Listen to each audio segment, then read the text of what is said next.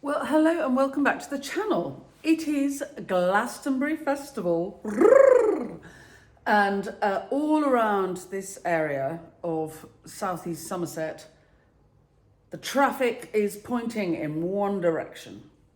There will be 250,000 people filling several large fields in Pilton, which is really where Glastonbury happens, and partying the weekend away. I won't be going on account of I'm very short and I am always a little nervous of being squashed by a crowd. I find myself hyperventilating, I can't cope. That doesn't mean I won't enjoy the music. Some of it we will hear through the ether, boom, boom, boom, boom, all weekend, reminding us of what we're missing, and we'll suffer FOMO. We'll also see the arc lights waving in the distance like a thunderstorm far away with the boom, boom, boom, boom. Anyway, but meanwhile, I can watch it on the telly, which I love, because then I can sit in comfort. If I need the lavatory, I don't have to go very far. There's a fridge full of fresh food to hand, and I'm enjoying the music. Obviously not the same. I do appreciate those of you going. I know it's not the same. But for those of us who are not going to Glastonbury Festival, I thought we could do some festival flowers. I've got to do an arrangement for Number One Bruton, so let's go and cut that. And if I cut a few extra bits as we go, then we might make something festival to wear. If you're new to the channel, you're very welcome. Please subscribe, press the bell icon, and we'll tell you when we've got more clips coming up. And if any of the tips and tricks we give you along the way are useful, you can always buy me a coffee, or better still, join my club. The links to coffee buying and club membership are in the blurb to all my clips. Right, let's get on.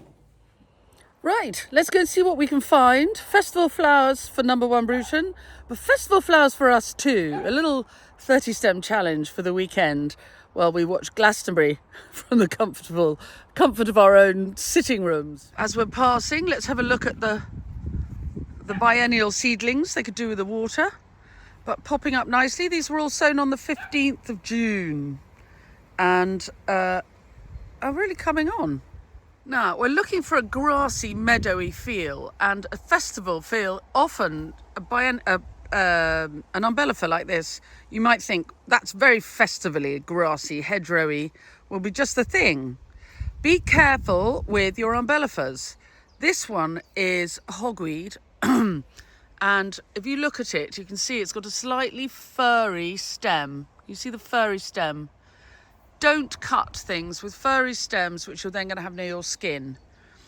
This will give you blisters if you get the sap on your skin with the sunshine. So attractive, but not for you. There are all kinds of umbellifers. I don't have any hemlock, but if you're looking at stems like this, and you see that the stem is sort of blotchy purple, that's hemlock. Don't touch that. So I'm going to cut some Ammi majus, which is less dangerous. Right, I'm going to cut some Ammi majus. If you're going to have Ammi majus out of water, any umbellifer out of water, the riper the flower head, the happier it will be out of water. So I'm going to cut very open, possibly a bit sheddy, but very open flowers will do well. While I'm in here, I've also got here, in amongst the weeds, Beplurum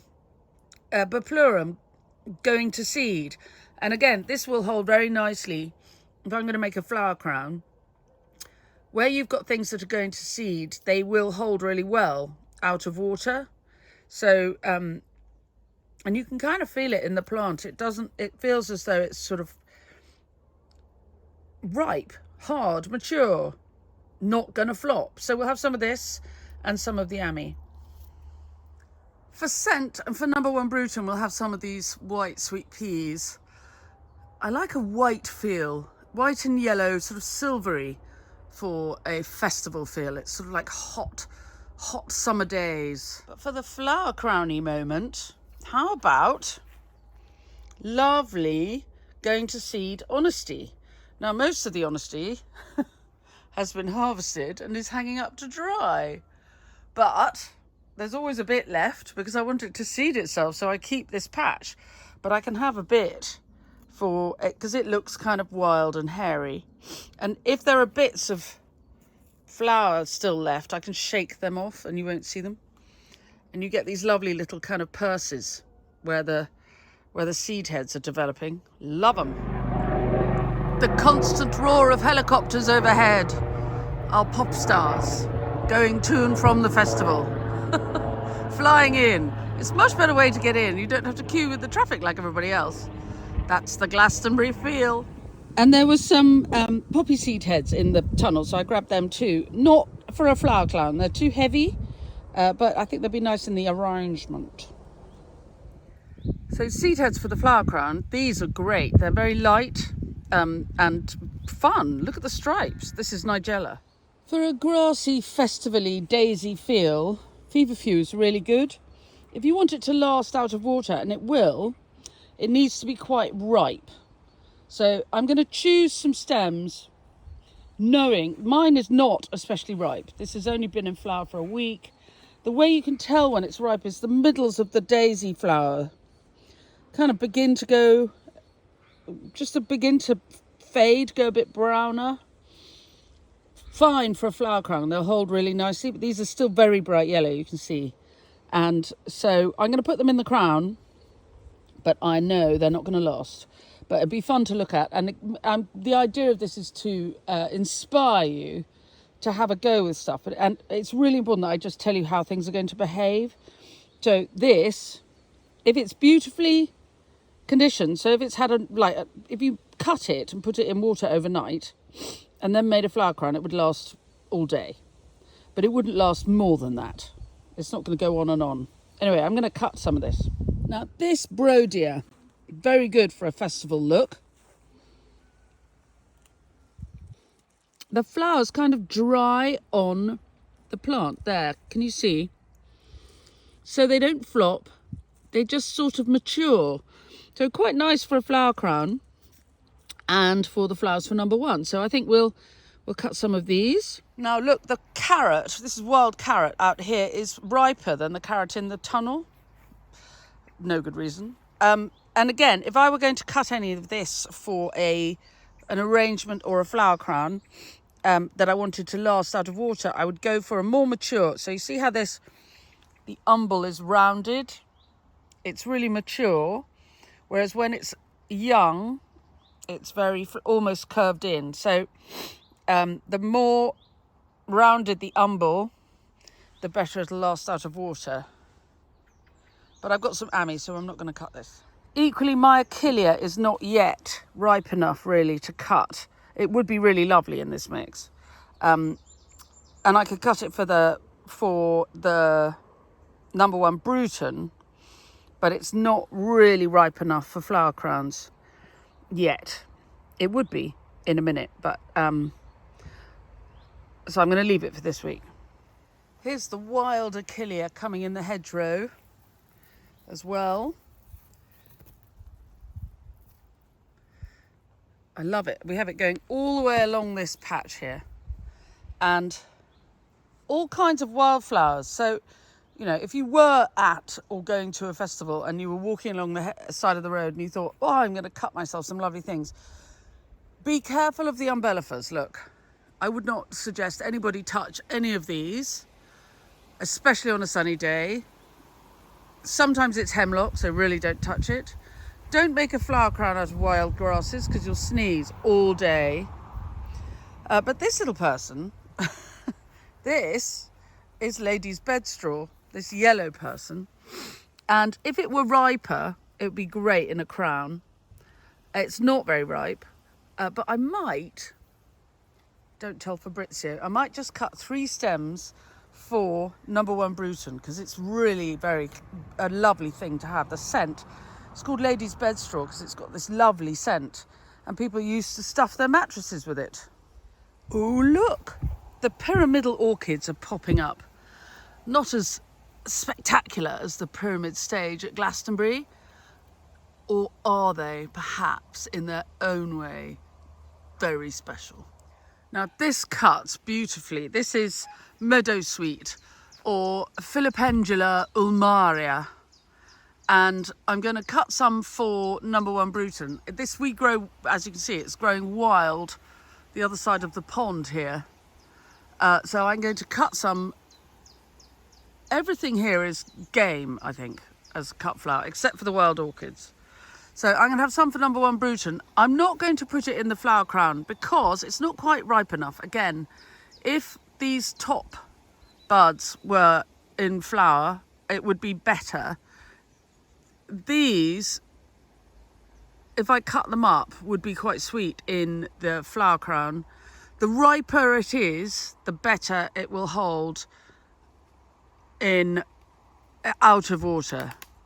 But I'm just going to have a few stems for Number One Bruton. The smell is delicious. I mean, the clue's in the name, meadow sweet. And you can get lots of philopendulars in different colours, the sort of fancy curated versions, and they look just like this, only pink or whatever colour they've been bred to be. But I think this is so beautiful. I'm happy with it. So look, we're getting a nice fluffy hairy mix, some for a crown and some for an arrangement, but they're kind of blend with each other nicely. If I were going to spend the weekend sitting in the drawing room at Number One Bruton wearing my flower crown, I would fit in nicely. It's looking very hairy along here. There's the knapweed, such great colour.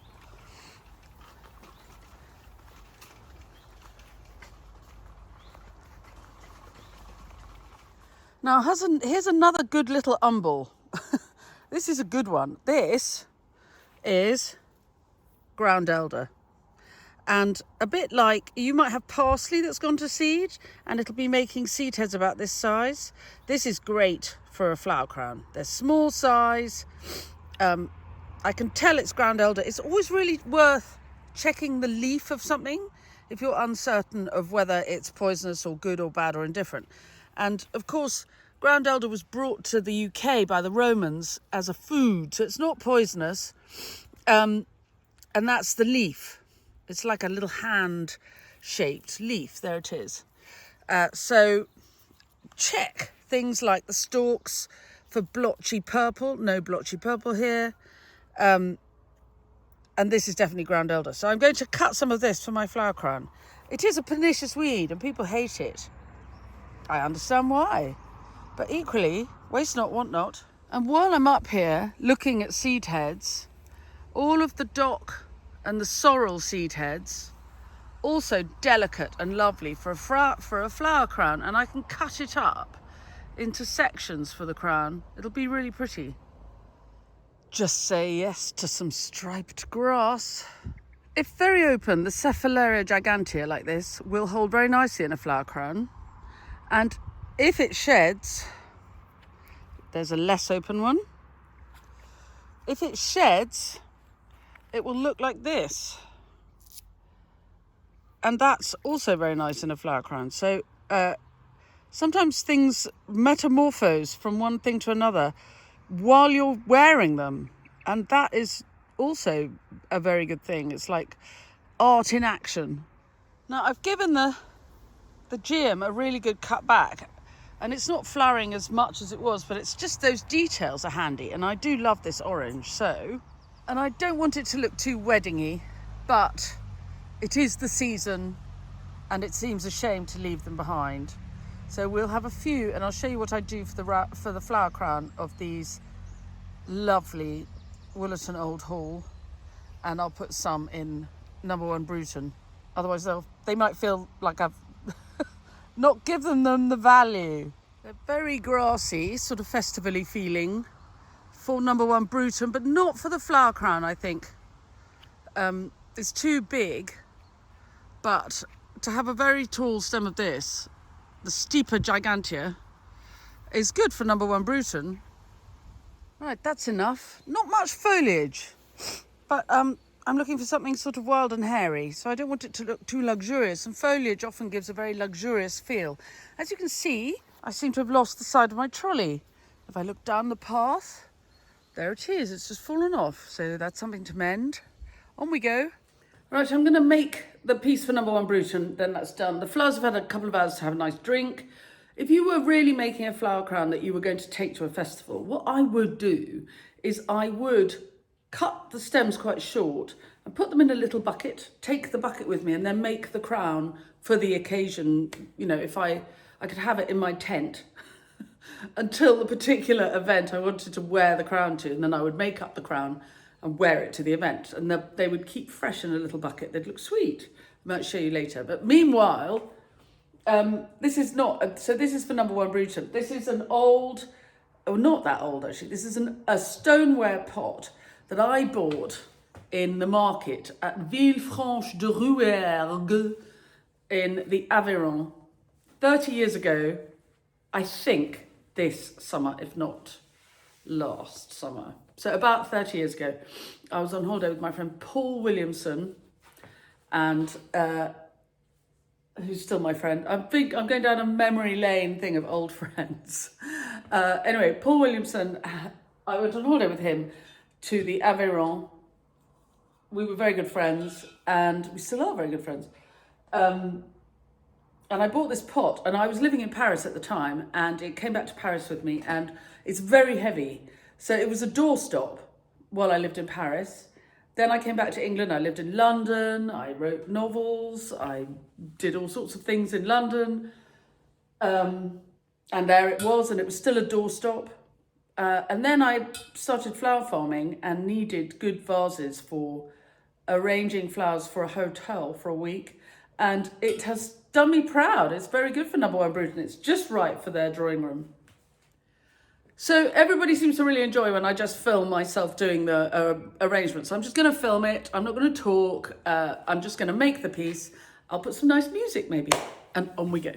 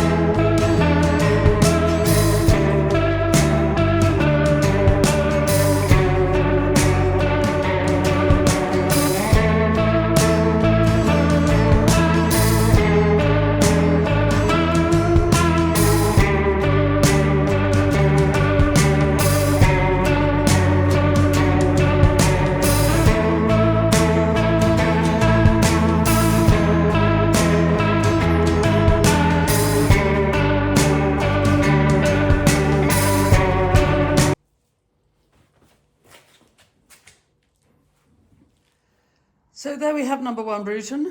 Rich enough for a smart hotel, but grassy enough for a festival. That's the general idea. I love that pot. It's a great pot. And look at the curly whirly sweet peas hanging down. You see, you don't keep everything too straight.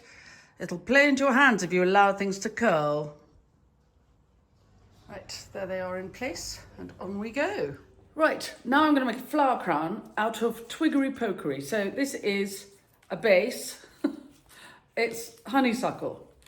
I'm going to take all the twigs off. Honeysuckle can be a bit floppy if you want to use it for floristry. It's fine, but it can be a bit floppy, but it's a nice strong vine. You could use a clematis, anything you like that you can make yourself a nice base with. And it's got to sort of fit your head. So measure yourself. And I'm just making, this is, by the way, not what you will get if you commission a flower crown with a florist. If you commission a flower crown with a florist, you'll get something much more solid than what I'm making today, because the idea is that it lasts all day and looks amazing in the photographs and is a more reliable piece of kit than what I'm making. But I'm making something that you could make a cheerful sort of, too big. A cheerful sort of something that might work well at a festival. I don't want anything heavy. I don't mind if I lose it. Imagine I'm at a festival. I'm not going to a festival. But if I were, I wouldn't want to wear anything on my head that was too heavy or too tight. And I want this to go kind of on the back of my head. Still, look, it looks in my head, in my hands, it looks quite small, but actually that's more like it. Look, tiny. So I'm going to sew my honeysuckle through. It doesn't matter if it cracks. You can use clematis, any vine you've got to hand. Ivy, long strings of ivy. I thought I would be using long strings of ivy, but it turns out I'm very short on them. I must have cut them all off and sold them last winter. And they're growing more. There we are. So there we go. Very simple base. And I am going to attach flowers and bits and twigs and all sorts using raffia string. And that is as simple as my flower crown is going to be. And I'm going to film a little bit of it, but not all of it, because it takes a while and you'll die of boredom. But I will show you the basic of it. If you were doing this for a wedding, for example, then I would certainly wire the rose buds, because they are brittle and they'll fall off. Again, I want to keep it light. Wire is heavy. Even very thin wire is heavy. And I'd rather make something that's completely compostable. And this will be 100% compostable. So no wire. The whole thing about festivals is that they're very eco and we love the land and, wistfully dancing around in the long grass. So let's not add wire or plastic or anything that wouldn't go directly on a compost heap. So I'm just going to make something very, very simple. And there's been a really interesting conversation over my colleague, Lindsay Kitchen at the White Horse Flower Company. And she's a really, really fantastically good wedding florist. And she's been talking about how there are a lot of florists who don't have an enormous amount of training, who kind of leap in and offer to do wedding flowers, for example, at prices which are not sustainable. They haven't charged properly. They're massively undercutting people like Lindsay, or me even, and actually not offering a terribly good quality product. On the other hand, of course, people have to learn and start somewhere. And where is that point between learning and going professional? There is a point where that happens. So I kind of see swings and roundabouts, but just be aware that this piece that I'm making is for fun. And if I were doing these for a wedding, I would take it much more seriously. But just for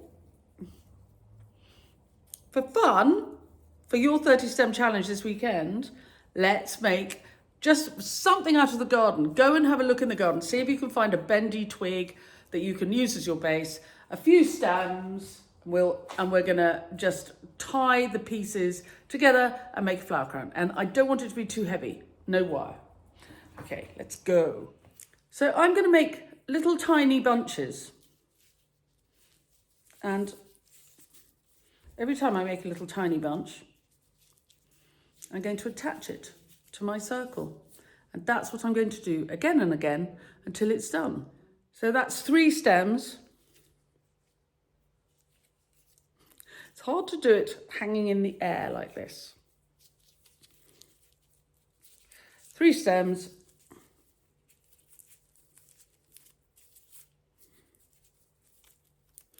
Tied on. It's important to make sure that the flowers all go in the same direction. So I'm just going to do 3 stems again and again and again, all the way around. See when I've finished.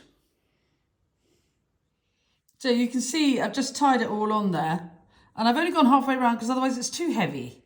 It's pretty, isn't it? I must say, I mean, for a bridesmaid, it'd be really sweet for a little flower girl to carry, like a little basket. But equally, I mean, but so it's really, really pretty. I mean, they're lovely things.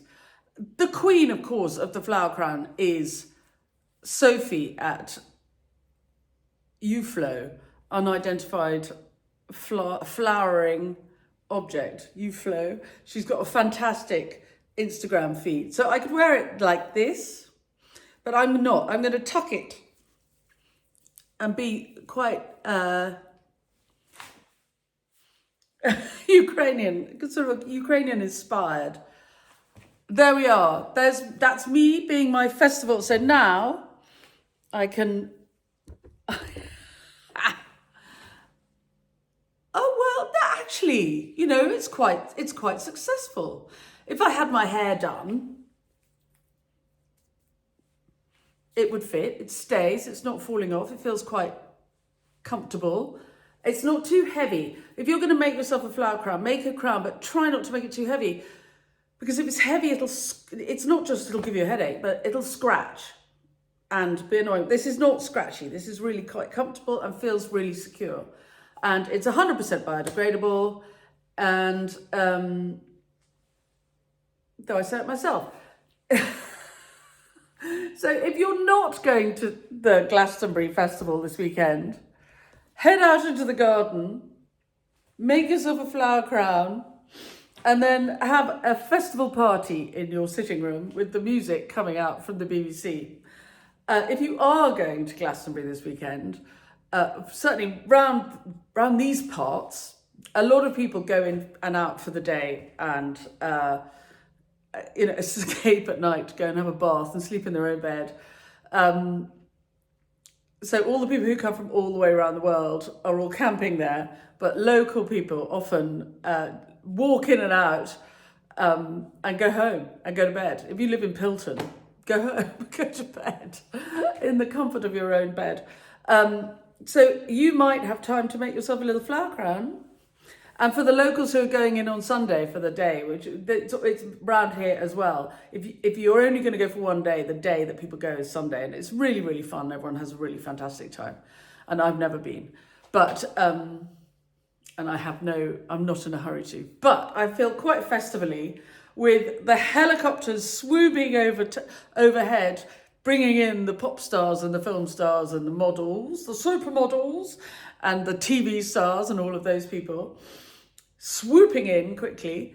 I feel quite festively and ready to have a little boogie in my sitting room. Anyway, enough.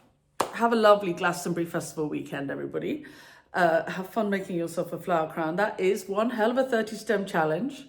Try and make it 100% biodegradable. Avoid having wire and have some fun. Have a flower crown party.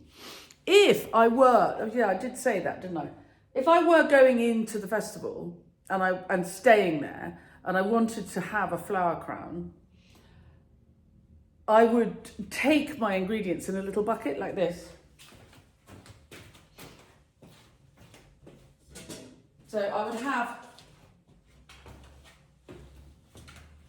You know, when you see people going into the festival and they've got their rucksack and their tent and their mattress and all their luggage, and they're usually carrying a little thing that's very important. So I would carry a little bucket and I would fill it with flowers, and I would have in my luggage some string, and I would make myself a flower crown. That would be my tent flowers. Be attractive, I think.